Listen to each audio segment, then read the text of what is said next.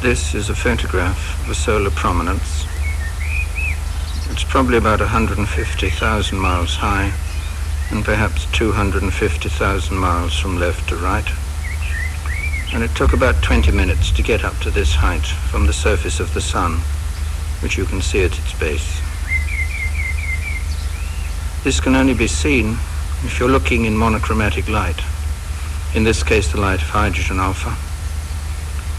And you can do this either by using a filter or by using a machine such as a spectrohelioscope. It's my spectrohelioscope at Sevenoaks that I'm going to show you now.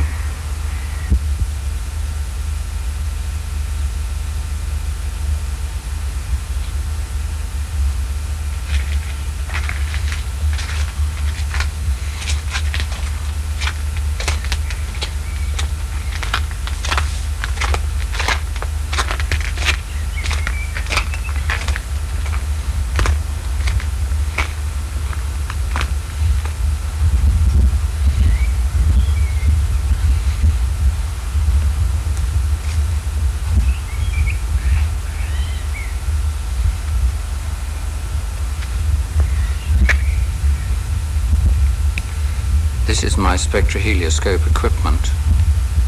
Up here we have the primary mirror which picks up the sunlight and it reflects the light down into a mirror inside that box there, which again reflects it through a lens inside that box there, and it goes on and through this tube.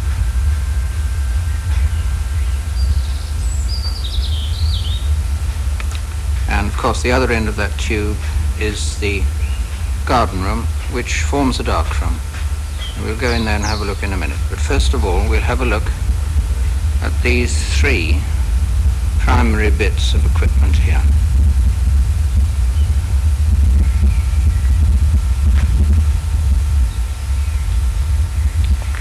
This is my top mirror.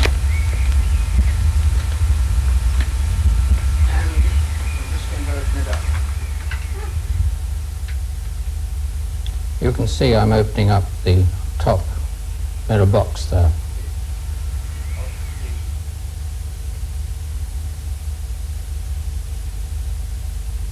That's the mirror.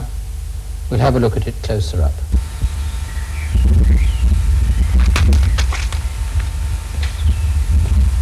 This lens is mounted on an upside down fork mount here.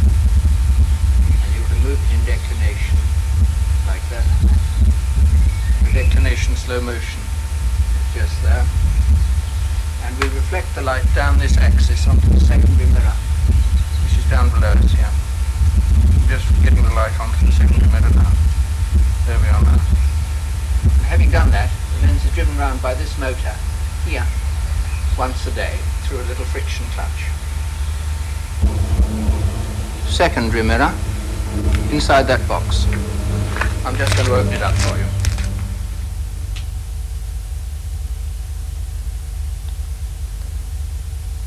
Normally one uses the mirror like that. But to show you what's inside, I'm going to take the lid off here, and I'll take the box off too.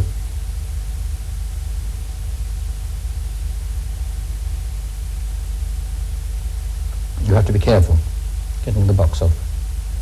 And there's the assembly inside.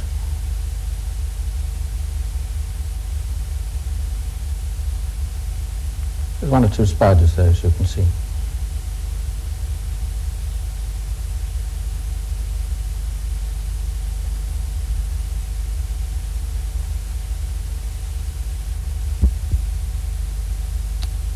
This is the secondary lens, and it rotates about an axis there and twists about that axis there.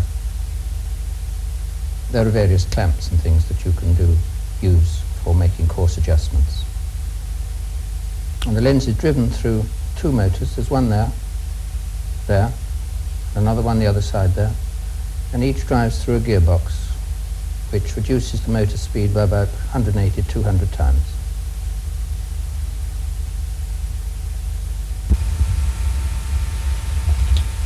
This is the main lens. There. That's a focal length of 18 feet. And it's not achromatic, of course. And it trundles up and down the track for focusing. This focus here is the H-alpha focus. The hydrogen beta focus, green light, cyan light, is about where my finger's pointing now, and that distance is about 6 inches. I'll show you the how the focusing works. Going inside now to operate the mechanism. I've just gone inside to operate the focusing mechanism. There it goes.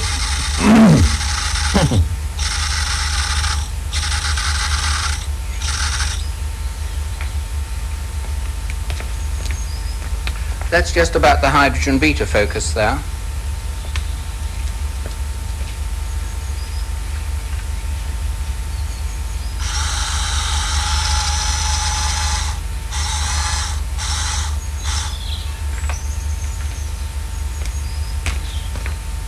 And that's back now at the H-alpha focus.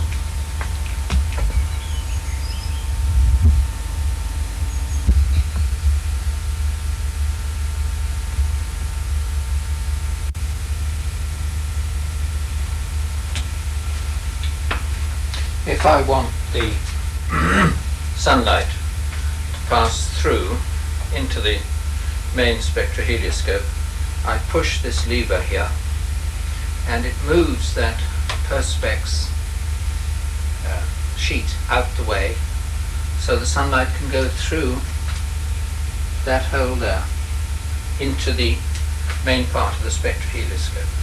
If I want to have a look at the white light, back comes the perspex sheet and the sunlight goes down through this hole here onto the white card. This is most useful to stop you getting lost when you're looking in H-alpha, because you can always come back to white light, see whereabouts on the sun you're looking. So we'll push this into the H-alpha position and have a look the other side of this black screen. Looking at the spare flat from my 12-inch reflector, which is on that behind that plate, and that reflects the sunlight away from us, and you can see the primary image of the sun sitting there on the first slit.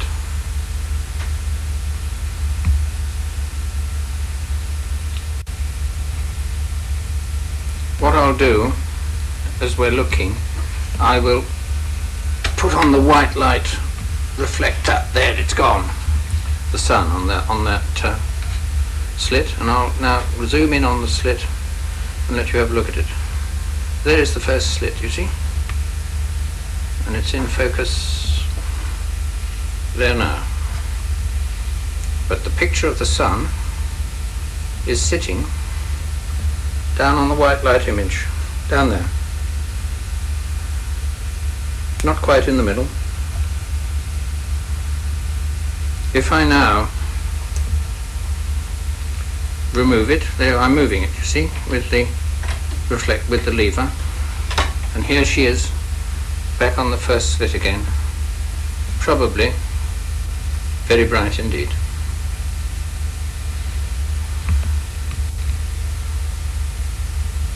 That then is the first reflector in here, mirror, and the first slit. The other slit we're looking at now, there, the two black things with the screws on, they form slit with this eyepiece here. This is not really an eyepiece at all, it's just a spectacle lens. Underneath here we have the coarse tuning control. There you can see that it's marked H-alpha against the pointer down there.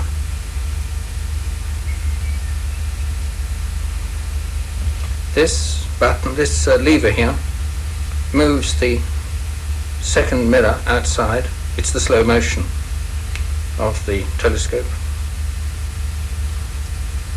That dial, that milliammeter there, tells me where the main lens is outside.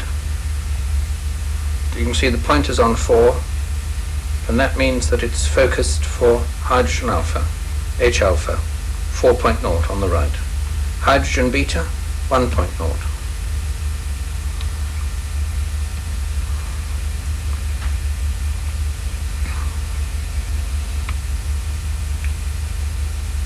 That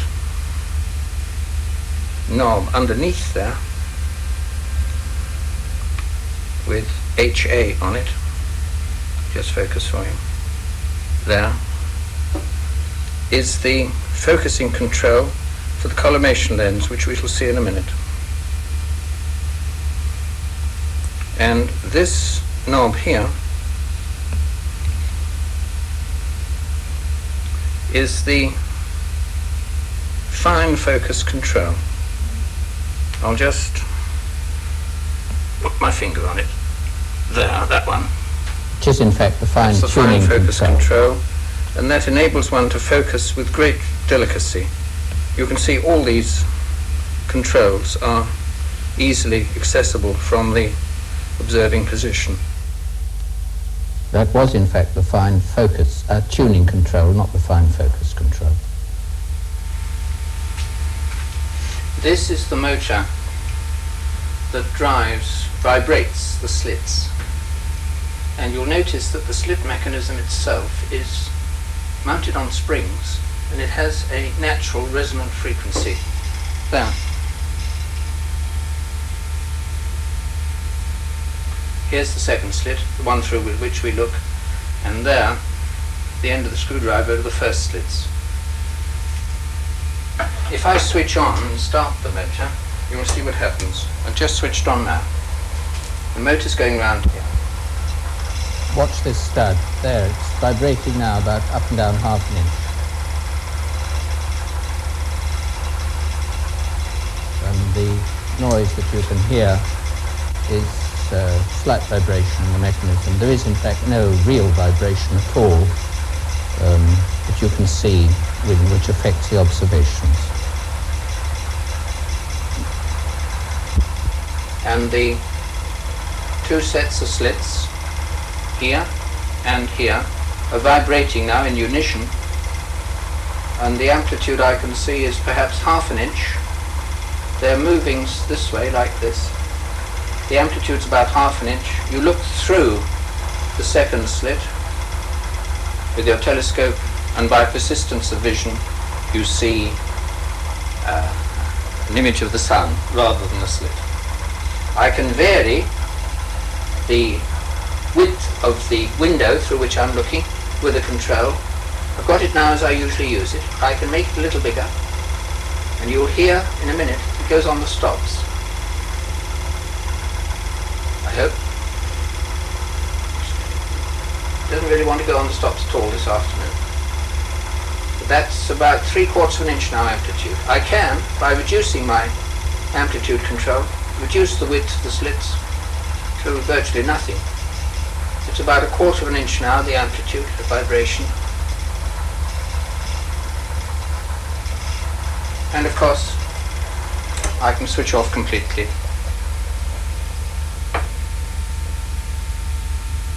Like that. I've just put the sunlight onto the second slit.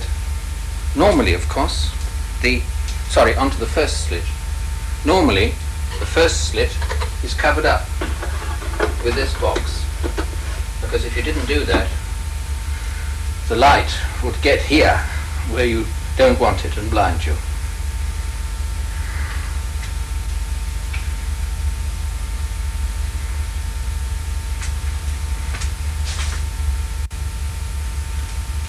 If I want to take a picture, I put my camera in that slot there, like that.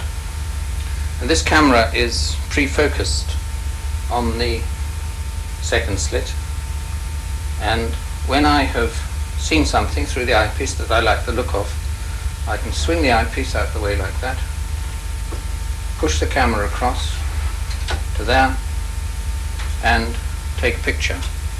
And the whole operation takes about, as you can see, a second or two. Put the eyepiece back, have a look, see what you have taken is okay.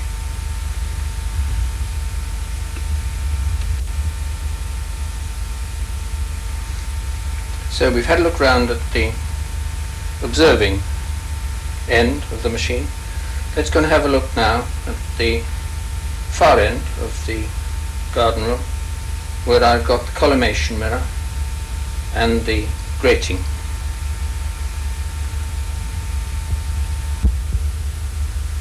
We've had a look at this part of the equipment already, so we'll go along to the far end of the garden room. There. And the collimating mirror and the grating are inside that black box, and you can't see much of them at the moment, so I'll go and take the lid off and then we'll have another look-see. Here they both are with the lid off.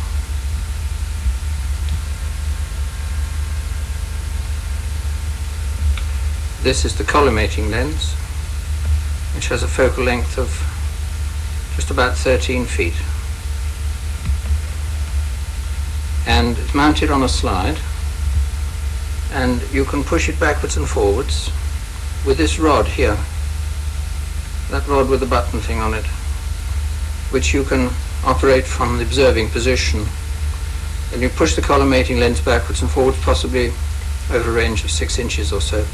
You have to do this, of course, because it itself, again, is not achromatic, and the red focus is probably 6 or 7 inches longer than the blue focus.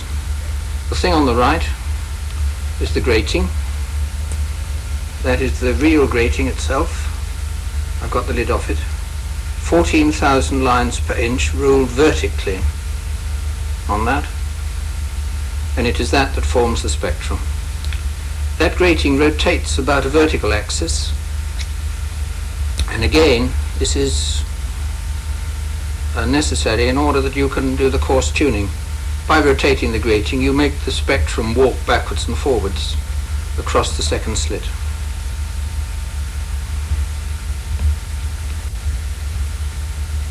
The operating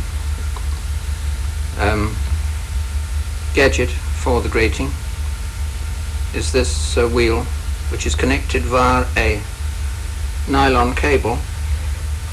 There it comes.